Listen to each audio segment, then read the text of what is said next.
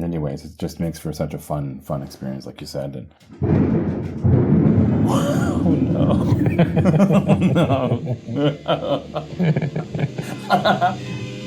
Oh my god!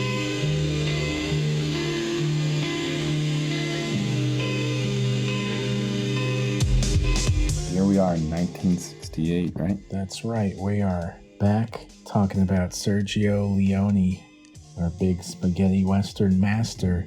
You might go to the film experts for your opinions on operatic westerns, but some like it unauthorized. And I'm Jay Brooks Young. And I'm Zach Domes. This is Once Upon a Time in the West, Sergio Leone. He's coming off of a string of westerns. I think we could say it was a trilogy. Yes, did the Dollars trilogy. The Dollars trilogy. Did he do something after Good, the Bad, the Ugly? No, this was the immediate follow-up. Okay. Yeah, he only makes 3 more films after the Dollars trilogy, which he calls another trilogy itself. But this, Duck You Sucker, or I think it's also known as Once Upon a Time in Mexico, and then Once Upon a Time in America. And he initially had the idea to do the Once Upon a Time in America story as his next film after doing 3 westerns in a row. But he had this offer to go to the American studios to make his next film, and they said, we want a western first. We'll let you do that after. We want a western first. So that's how we get this, and why he sort of conceived it as being a bit of a departure from the Dollars trilogy, which in some ways it is, some ways it's still very much, his style, his thing. Mm-hmm. Well, speaking of the Dollars trilogy, I'd be curious to hear your take on those films in general, and then maybe we can segue into this film, just because I know you loved those films a lot when you were reacting to them. And what was it? What'd you love about it? Yeah, so I got to see the 3 of them for the first time in the theater. Music Box here in Chicago was doing an Ennio Morricone retrospective, which was one of the funnest series that I've ever been to, because he had such a varied career across decades. A lot of really interesting films that I got to see, but it was so fun getting to see those 3 films with an audience. They're truly crowd-pleasing films. They're so funny. They're so filled with surprises. And by that point, we had watched a couple westerns. I had this idea of what the old Hollywood western was. And this was so fun and different from those, because they're just sort of irreverent. They're very fast and loose with the plot. And they're chock full of crazy jokes, like when I think it's in the second one, those guys are shooting the hat back and forth, farther and farther out. They're competing to see who can shoot the hat the farthest out. Just ridiculous stuff like that. That's I don't know, fun, on top of it being really masterfully shot and being beautiful. I mean, there's so much that you could say about the production design of all of his films. Sergio Leone was so obsessed with production design and matching the sources from the period from the West that he got his hands on. And yeah, dude, all that stuff comes together, and I was like, it's incredible. He does something totally new, in the middle of the 60s with those films. So I just loved it. I loved that context of how it kind of shook things up at that moment in time. And I thought they were just so much fun. They're some of the most fun you can have going to see a movie. Yeah. Yeah, I love that. Yeah, he has a good team with him. The cinematographer doing all sorts of tricks, not zooming in, but doing close-ups of the characters and these incredible vistas at the same time. And yeah, it has this way of being both kind of realistic and also comical at the same time. And the whole thing added together makes for a sort of mythological experience. I think it should be mentioned, as with any anytime we talk about these films, that the first one for sure copied, was it Rashomon? By Well, it was multiple. It's like very much beat for beat Yojimbo in terms of the plot. Yojimbo, that's right. But Rashomon was a big one in terms of copying, like how he shot a lot of his films. Mm-hmm.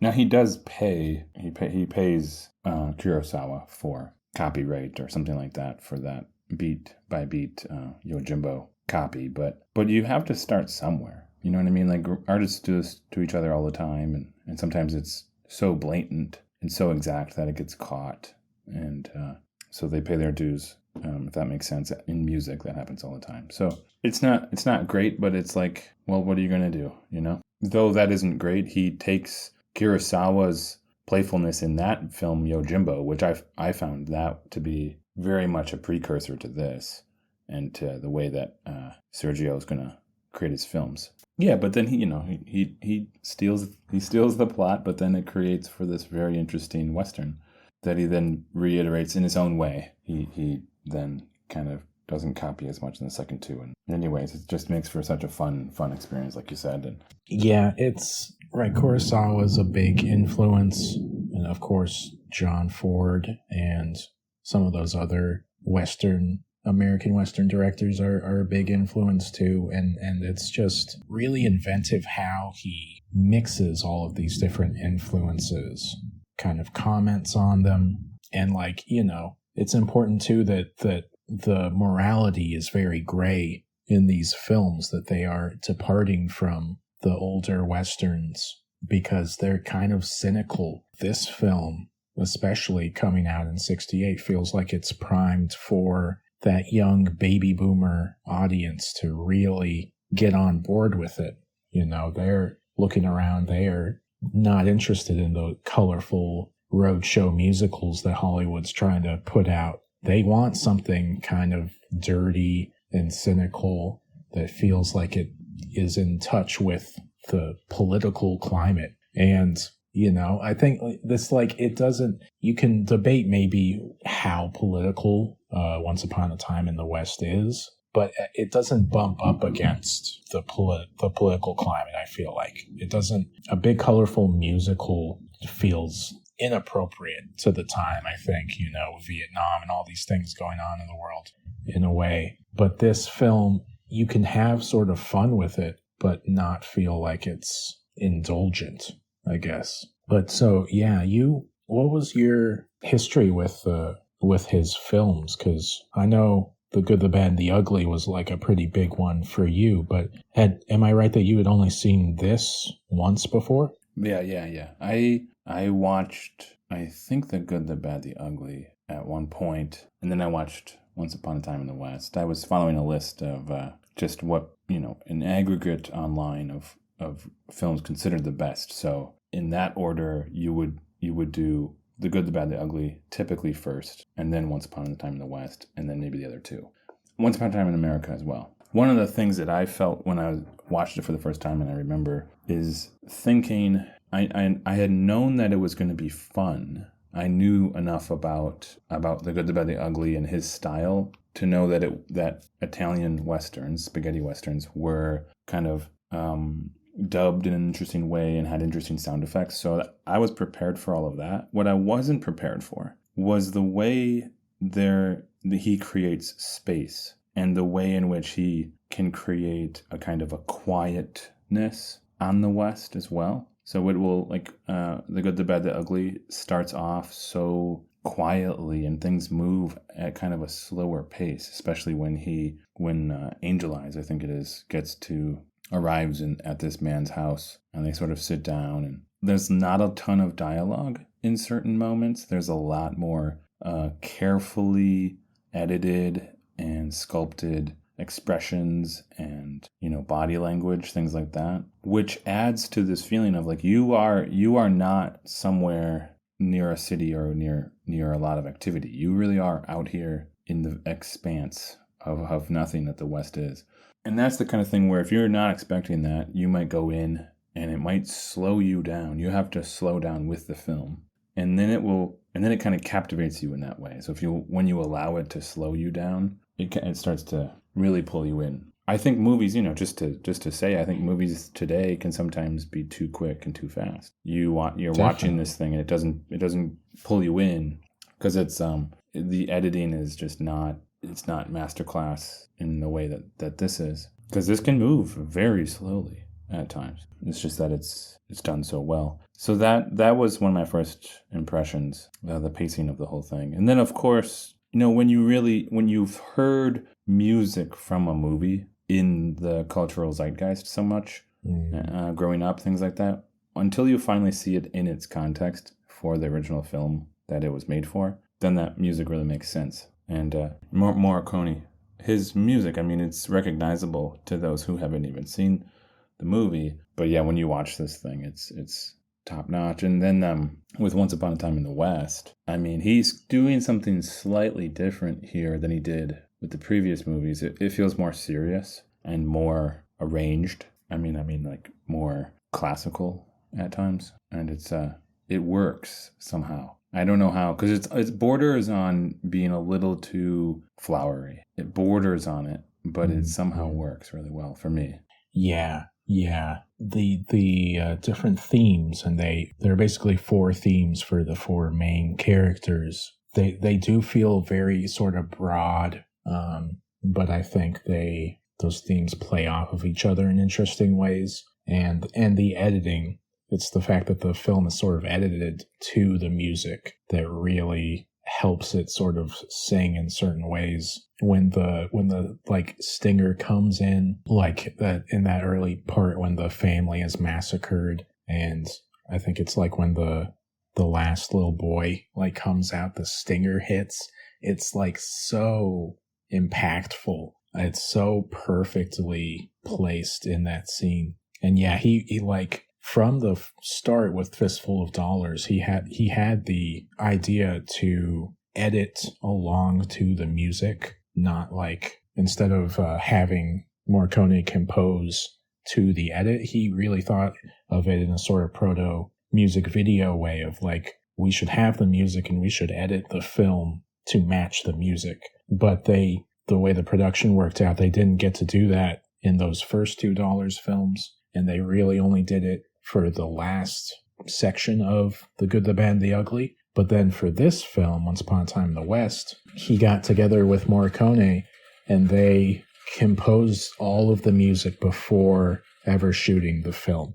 So they could even play the music on set, and the actors could match their movements to it and all that stuff, and they could edit to it, having known what it would be the entire time. So it's that kind of hadn't been done before, unless it was like an actual musical. Feels like he's remixing that Good, the Bad, the Ugly sound a little bit, especially with like the sinister Henry Fonda theme. But that like choral theme that Jill is associated with Jill, it's like one of the best pieces of music ever in a film, I think. Agreed. Which, because you mentioned that first scene and you mentioned Fonda, how'd you feel about that? It was fun. I mean, he shows up, his face is like swollen. I guess he's supposed to like have a bunch of tobacco in his mouth or something, but he's like, his face is swollen, his eyes are so watery. He looks so incredible. And I loved it. I loved the casting. I loved his performance the entire time. It's he's one of the most iconic like heroes in Westerns. My Darling Clementine, where he plays Wyatt Earp, is maybe my favorite John Ford film. So it's so fun to see the inversion of his regular role in this. Right. Well, and you also have 12 Angry Men, right, and Grapes of Wrath. Yeah, again, and Young Mr. Lincoln, which is popped back up in the zeitgeist because it shows up in Eddington. Yeah, it'd be like giving Jimmy Stewart a villain character to play. It would just feel wrong, and it does. It feels wrong when I can't imagine being there in the theater and seeing a gun pointed at me by him. Yeah, and like Hitchcock kind of plays with that in Vertigo, makes Jimmy Right. Stewart feel a little sinister. But this is another level where you're watching Henry Fonda shoot a kid to death. Yeah. They POV. just, yeah, they go as far as they can go. Yeah. It's crazy too because you get like 10 seconds of him and like almost another 30 minutes go by really before you see him again. Just Right. like it's so tantalizing. Right. I will say the first time I watched this, I didn't have as much of a cultural understanding of Fonda. So this time around, it was very impactful. Now watching many more films with him in them. That's just to say, with these historical contexts, it's very fascinating what you can miss not knowing the history of it. There's plenty of people who probably know the name, of course. You've heard of Henry Fonda, but I'm not really sure if many people have seen his films aside from 12 Angry Men, generally speaking. So, but he's an amazing actor, and he does an amazing job in this. Yeah. Like you, this might be one of the first couple ones that you see, and then you don't have a sense that his role in films up to this was hero almost exclusively. Yeah, exactly. This is so much a film about westerns, about the films that came before. They go to Monument Valley, literally. He gets a big budget from a Hollywood studio, so he's able to say, hey, I want to go shoot in Monument Valley. Even though they shoot like the rest of the film in the studio in Italy or in Spain in the desert, similar to where they shot a lot of the Dollars trilogy, and it does not match with the red dirt of Monument Valley at all. But we're just going to do it anyway because that's where all those John Ford westerns were shot. Exactly, and you and I have both been there together. We visited there some years ago now, but it's a gorgeous vista. It's a surreal place, and you can see why. Obviously, it's a perfect setting for all these films. I didn't realize. You can tell though at the same time, as much as I appreciated the fact that he had the cast go there, there were times when he was doing like a green screen in the back of the horse and buggy and stuff like that. And I know you know this, I know you feel this way too. It's like you've gone out of your way to, shoot on location and all these things. And then you cut to this scene in a studio. It always amazes me where they decide to save money and where they decide to do those things. But, his previous films didn't do that as much. But here, suddenly you have a green screen in the back of the window. But, it was a different time. And what are you going to do? Yeah. Now on the train later, I feel like they do. Do they have like a rear projected image? I feel like that you see the actual landscape outside of the train. No, I thought that was interesting. At times you do, and at times you don't. Yeah, and it might be the case that the times when it looks like it's actually outside, they're just doing it really well. Yeah, but it was noticeable half the time. What's her name? The actress. Claudia Cardinale. Yeah, she's fantastic. Yeah, really good. I kind of bumped up on it a little bit. Like at the start, she's very sort of stone-faced. That works when he's got these weird-looking grizzled men playing these, gunslingers. And you can just, have a close-up of their faces, and it's just really interesting to look at. And with her, I was kind of like feeling the languid pace of it when we were with her in some of the earlier parts. And I felt like she got to kind of feel her way out, emote a little bit more as it went along.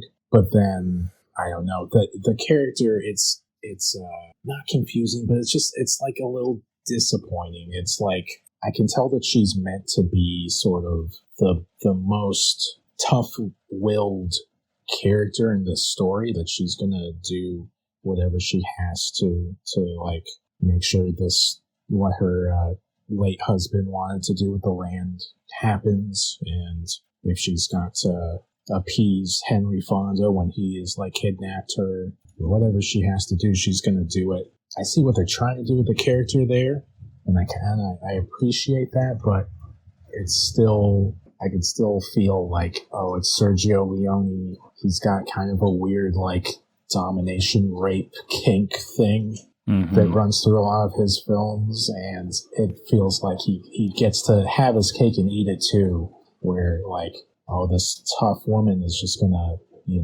endure through all of this abuse and come out okay in the end, but we're really going to sort of revel in that abuse and focus in on it really closely. So it was like, I don't love, being a party to that.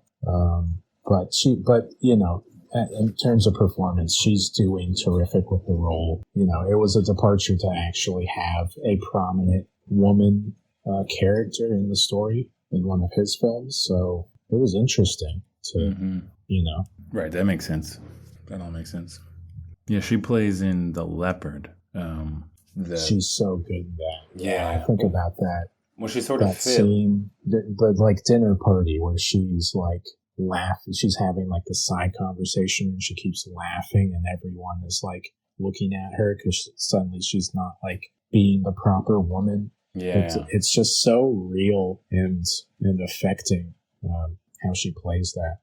Yeah, you're right. It's like a lot of times there can be this struggle too with these films that are primarily male acting, and then there's like one female actress, and if that's the case, then she's going to bear the burden of needing to be multiple different things potentially because there's only one woman and there's all these men. So each of the men have distinct roles, and then she's supposed to kind of be like an example of many different roles in a way. A housewife, whore with a heart of gold. Right. Well, and then I guess the other thing there is like story-wise, it's always fun and interesting. But I mean, yeah, if you're going to become gray and you're going to have these characters who are a little bit of good, a little bit of bad. I mean, one thing that's allowing the director and the writer to do is sort of just invent anything they want in a way.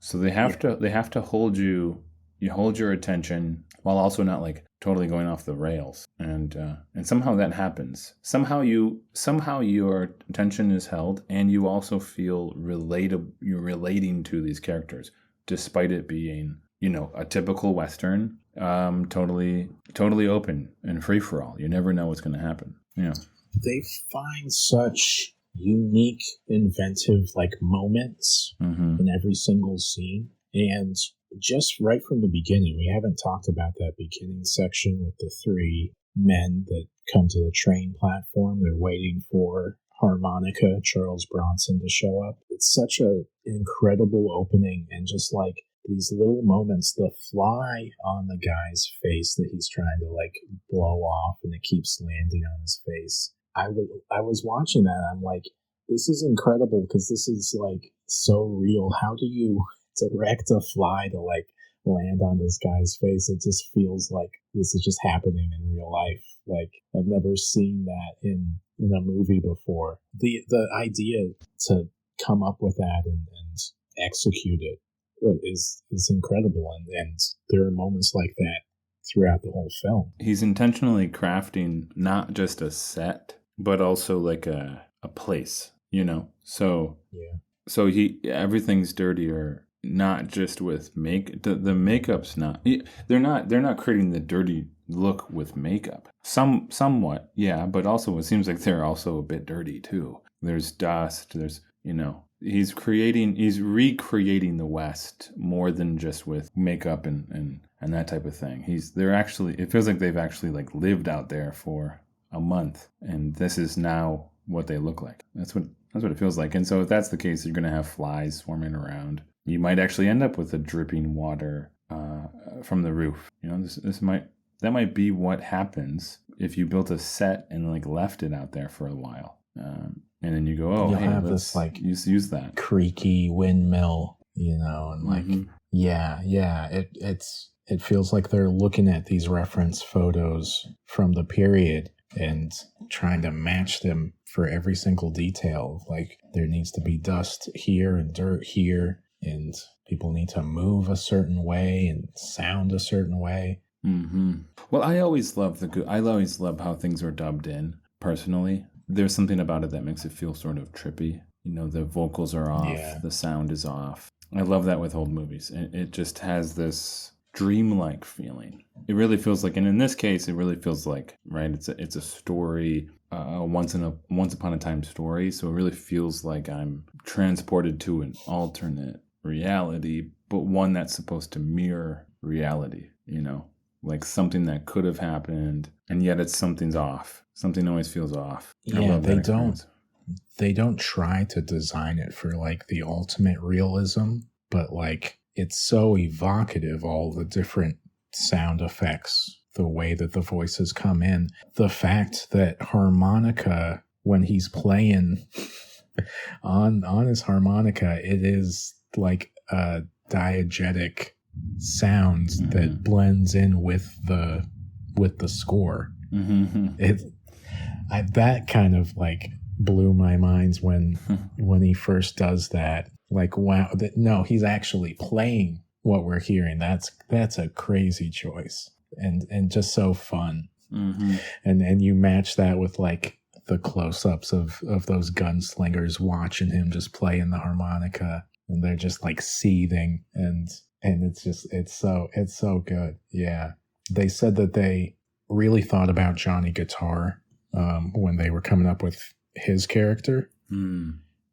The way that Johnny Guitar kind of floats into the story in that film, and the way that he uses music and stuff. And this is so fun. Really interesting character, and kind of a lot of the film plot-wise hinges on you just wondering, what is his deal? Why is he here? Why is he hunting Frank? Like, what is his motivation?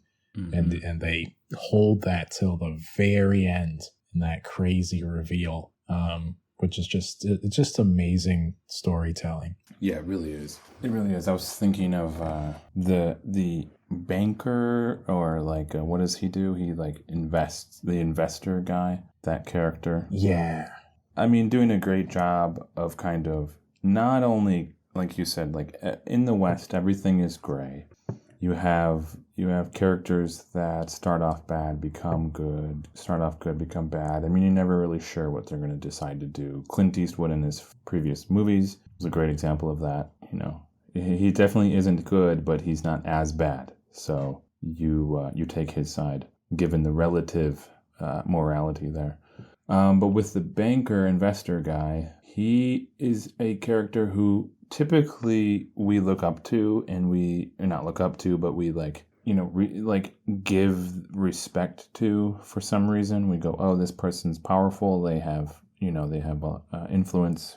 But in this, of course, he is just sort of brought down. I mean, we're just watch his descent, and he's someone that you can clearly see, the writers here wanting to do that too, in some sense. Like, yeah, I like this idea of who does he represent? He would represent like producers and Hollywood itself. And it's not to say that those people aren't important. Of course, money's important, but the people who end up in those positions can be overcome by the power they have, and they can become bad. So here it was cool to see that like he's not evil necessarily. We never see him be, outright evil in terms of killing people and stuff like that, but you get the sense that he did, and you get the sense that he's been a terrible person. And all we watch is just this sort of descent and belittling, really, until he's just down in the mud and in the water and totally done for. Yeah, well, I love that characterization that he has this dream of seeing the rail go from sea to sea, even as he's dying, and that's like an impossible dream. Like, he has to sort of know in the back of his head that he's not going to survive to see that. It's still this delusion driving him, and that is so metaphorical of like the sort of death drive of capitalism, of industry. So that is the most political sort of character and facet of this film. And just putting him face down in the mud, in the puddle at the end there is such a choice way to send him out. Yeah, I was thinking of There Will Be Blood a little bit. Yeah. In a subtle way too. I mean, there's obvious connections. There's obvious influence that Paul had, but there in the sense that they keep going back to this homestead of this guy, because all of them are like, there's something here. Why did these people care? And where is this money and all that stuff? So all these people keep going back to this homestead. There's something in There Will Be Blood where there were like these homesteads that that main character goes to when he's trying to make deals with them to get their land and stuff. And it just reminded me of that, like these little moments of like of being out in the West and just kind of being in an actual like little homestead that someone founded. You go between the main vistas, the Western towns, and then you do find yourself like out in the middle of nowhere at this family's house when they're just struggling to make it, things like that. I mean, that kind of thing you do find in something like The Searchers. Like right off the bat, we're in that kind of cabin in the middle of nowhere. But with that cabin is in the middle of a vista. So it still has that kind of epic quality to it, even though we're out in the middle of nowhere. What I mean is that I really feel like there's no vista. It's just a small kind of cabin that these people made. And it just, because it's so plain and so simple, it really gives me the feeling that I'm out at these people's homestead. And I appreciate when filmmakers make something simple in that way. Yeah, I feel that too. And I appreciated that sort of opening with the husband and the boy hunting the birds. Yeah. And setting up the like dinner feast outside in preparation for Jill to arrive. It did feel very textural. It felt very real and lived in. And it's crazy because it was like we had like a prologue before that on the empty train station, and then this feels like more prologue, and it's like we're almost like 30 minutes in by the end of that sequence, and it feels like we're still setting up things, but it is a beautiful kind of sequence, and it gives you a feeling that other westerns don't, of being so lived in like that. And it's making you think about like, wow, these men that went out there and they wanted just their little kingdom to themselves. They wanted a family and to be in control of every little facet of their lives. And it's interesting how that changes. We come to find that he had these plans to build a whole sort of station for the incoming rail line, that like maybe that's not what he initially went out there for, but he's going to try to capitalize now that this is his property, which reminded me of HUD, our Paul Newman film that we got to see a couple of weeks ago, because I think isn't there a bit about them wanting to drill for oil or something, and Paul Newman saying, "Oh, it's the father, right? The father's like, they'll never drill on this land, I hate those oil wells, like, but that world is coming in, so you either try to capitalize, try to sort of adapt and survive, or it's going to kind of roll over you, it's inevitable." Yeah, that's right. Yeah. Newman's dad says something, or no, Newman says to his dad, the only oil you care about is the kind you put on your salad. Something like that. Right. I had mentioned that movie to my grandfather. I mentioned Paul Newman to my grandfather, and he remembered HUD. So I'm guessing that he had seen that when he was younger and when he was a teen, which was cool. That HUD is going to be the American take on a Western cynicism. Yeah. And then that'll just keep getting pushed and pushed further. That's where you find more of that kind of homestead feeling. This idea of all these people in Westerns. It's the extreme version of America itself in a way, where it really is all these people who are kind of fighting to be independent, and yet at the same time they need each other to exist. Mm-hmm. You don't have any character. I mean, with any story, right? You can't have just one character without others in the story. They all need each other. But in a Western, it feels like it more than any other genre. They all have their own desires to be left alone or be on their own, which is arguably not the best trait. I mean, it's fine if you want to be out in the country and have some space, but it's arguable whether or not that's the right kind of way to live. And so in the Westerns, these people, even the good characters, are hard. The guy, like the guy in the very beginning who gets killed. He has the kids and he's waiting for his prostitute wife to come back home. He may not be a good guy either. We don't know because we don't know enough about him, but he might not have been a good guy. It's just, which character he's like a little king, a little dictator of his little slice of land. Yeah, exactly. Soon to be a kind of little king of a depot, a train depot of some kind.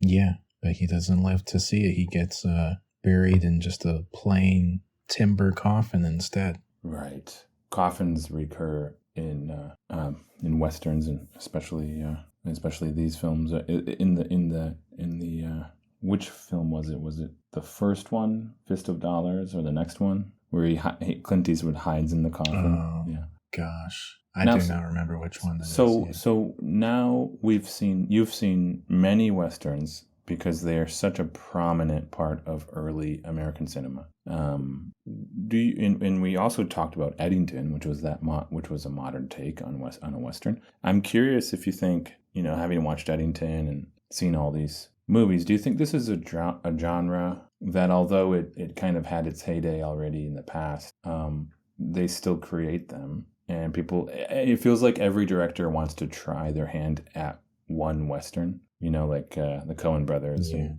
Paul Thomas Anderson. They've all tried at least one Kevin western. Costner can't stop making westerns. He's trying to make the ongoing, the never-ending western. It's just like, if someone will give him money, he'll keep making movies in that Horizon series. Yeah, he loves it, right? He's like a retired. He's like the retired movie stars end up just doing the things that they loved doing when they were younger, and his is western. Yeah.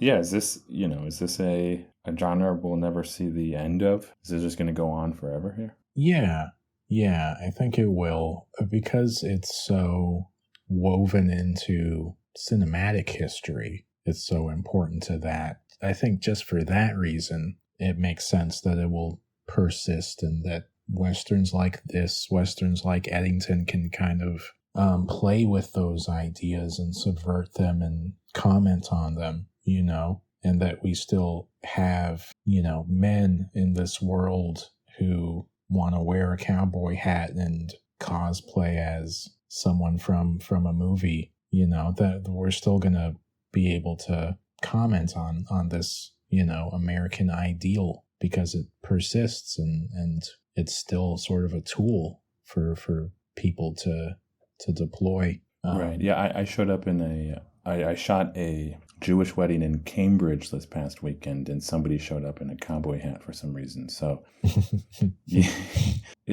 sometimes I guess it seems like no matter where you go in America, it's possible someone will show up with a cowboy hat on. Yeah. So there are a lot of fads of fashion and certain ideas about how men express themselves, but the fact that is memorialized in movies and in all the television shows makes it just something that will continue and will be relevant in some way. So there are still ways to make interesting westerns.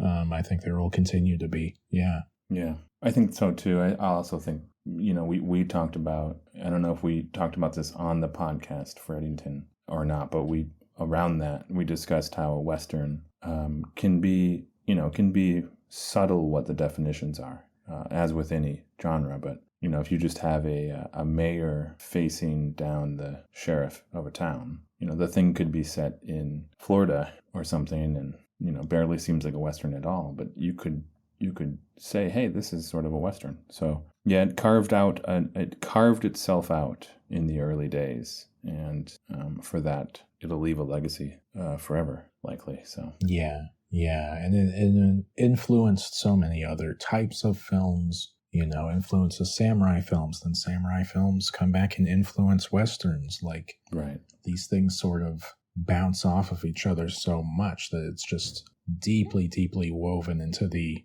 DNA of movies. So yeah, it's very easy to evoke it, to make a comment on it, to make something that feels like a Western. Yeah. I know you don't love being asked like what your favorite is, but if you had to pick, would you say Johnny Guitar, or what would you say your favorite Western has been so far? Maybe that.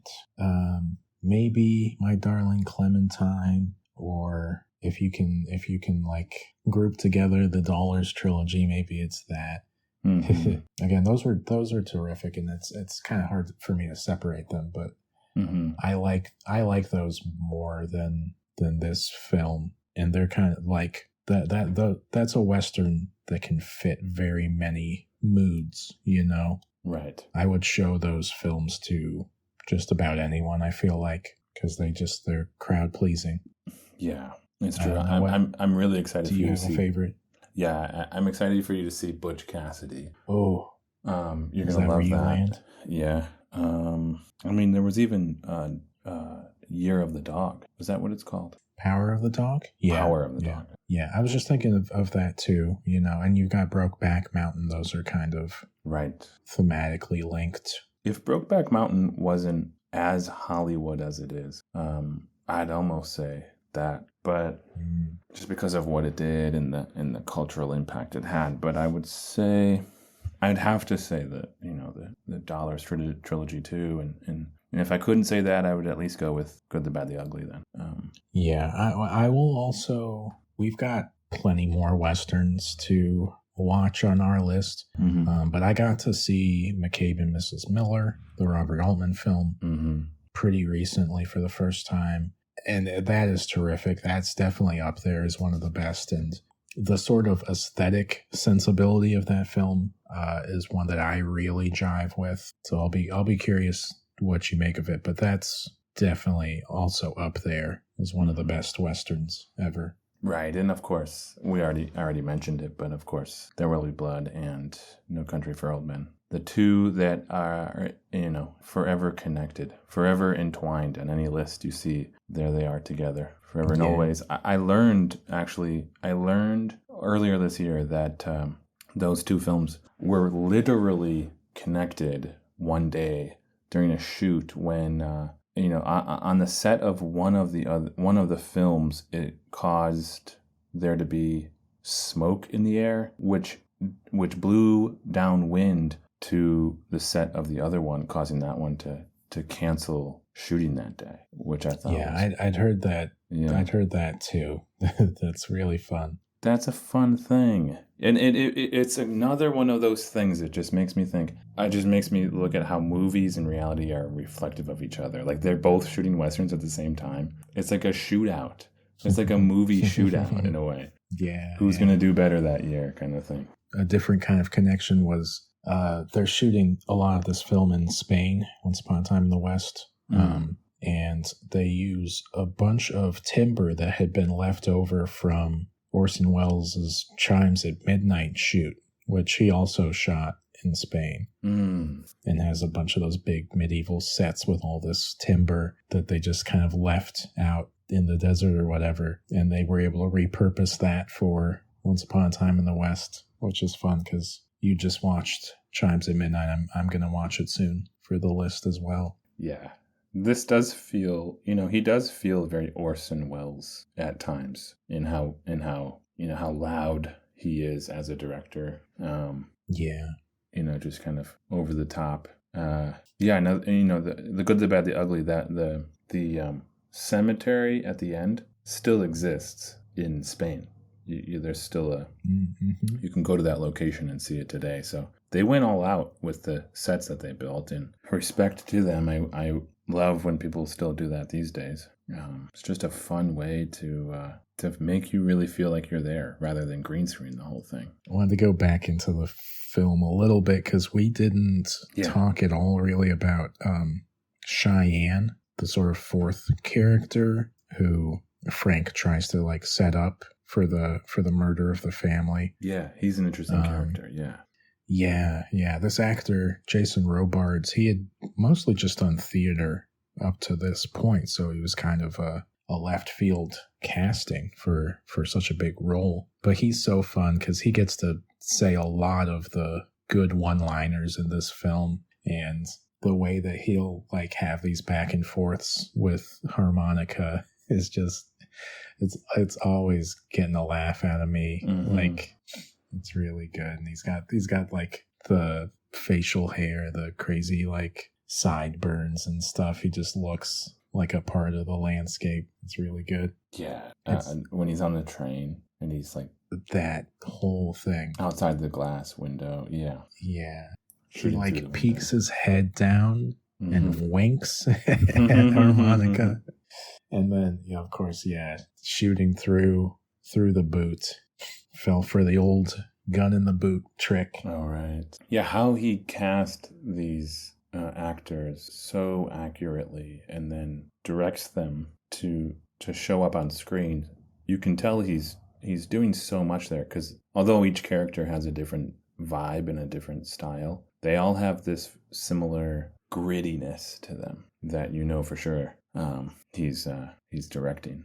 Yeah, kind of Charles Bronson. He had starred in like some films, but plucking him to be sort of the star of this is pretty inspired. He's such a strange presence, but that works with him being this enigmatic character that you're unsure of in terms of his motives the whole time. And it's just like you can't really get a read on him, and he's just got that leathery, craggy face. Such an interesting like guy that becomes like a movie star, I know. Yeah, like what else would he work in? It's hard to tell. Yeah, he was in, I don't know. It was always stuff like this. He's playing some tough guy. Yeah. Beating people up. Yeah. What else? Any other? Let's see. I had the thought that we could remake this and recast Cheyenne as Mark Maron. We could do a lot of the fast talking one-liners. Just kind of got a Maron vibe off of that guy. For sure. For sure. When they're like, I can't trust you. You wear suspenders and a belt. You can't even trust your own pants. And then he shoots both the suspenders and the belt off. Just like, come on. This is too silly. This is too fun. And just, the plot, I don't know. It's weird and convoluted. I kind of just found myself going like, is this really what we're doing? Where everyone just wants to kill Jill? Like, that's all we have to do? Like, why does everyone seem to be taking the roundabout way to like what they want? It's weird how the film plays out, and I don't know if there's like a logic to it that I just couldn't pick up on the entire time. It ends up working in the end when it becomes about harmonica sort of hunting down Henry Fonda, Frank, and that he is like tormenting him to a sort of, cosmic degree. He's sort of, showing him that he has the upper hand, and he's like saving him from the shootout in the town, and like holding his life in his hands just so he can be the one to kill him in the end. That's fun. That's like, I don't know. That's so inspired as a story, this revenge tale where this guy is gonna torment him and wait till the last second to exact his revenge. I don't even know. It's great.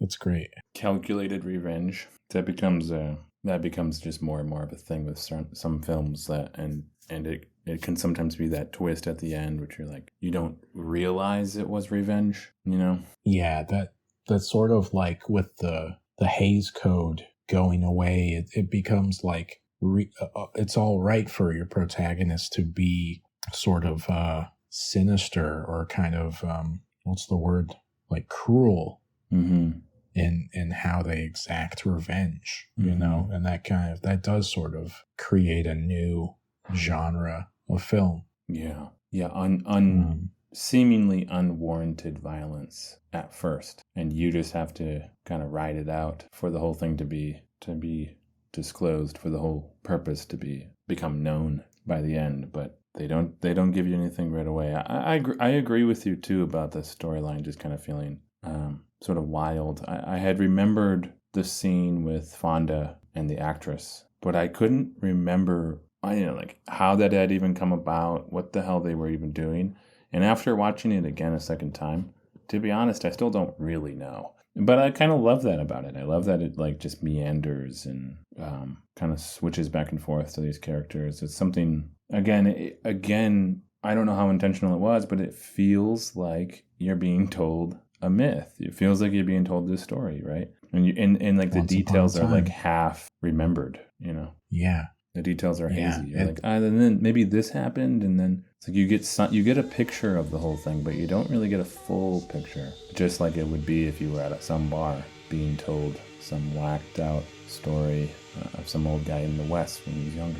Yeah, that's the exact right way to think about it. Yeah, because it's like at the end of the film, the train rolls in, and there's just like crowds of new people. And you know, those old stories are going to be sort of papered over, you know. There's all this new life coming in, and a lot of them are dead now. They have not survived, and no one's going to know what really happens. And so in that way, anything could have happened.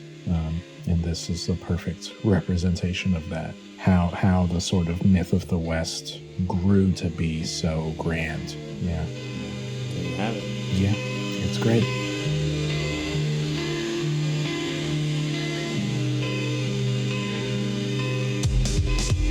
Yeah, it's going to be amazing when we watch a movie on the Sight and Sound list and one of us comes in there being like, it was terrible. This thing was just horrible. I can't wait for that day. Because so far it's just been, wow, it's amazing. It's great. I'm almost ready to bet on it never happening. We're going to like talk ourselves into liking all of these films. Yeah. Well, you know, because we started it a little late. We should have started it earlier. Get some of those John Fords on there. Yeah, if we come back around to the Liberty Valance episode. Oh my God. Somebody said that was one of their favorites. I think it was, I can't remember who it was. It wouldn't have been Astor. He said he was inspired by it, but I don't think, but somebody said it's like one of their favorites. And I was like, what did I miss? Yeah. Yeah. But that does it. That's Once Upon a Time on the Some Like It Unauthorized podcast. The next show is going to be Playtime, right? Playtime by Jacques Tati. Yeah, Playtime. Amazing film. We both have seen it, but it'll be so fun to do another run through and to discuss. So that's next week, and the list continues. The movies continue, just like the West. It never ends. That's right. And if you're interested in that list or our thoughts on Letterboxd, you can find all of those things at unauthorizedpod.com. Boom, out. Peace. All right, peace.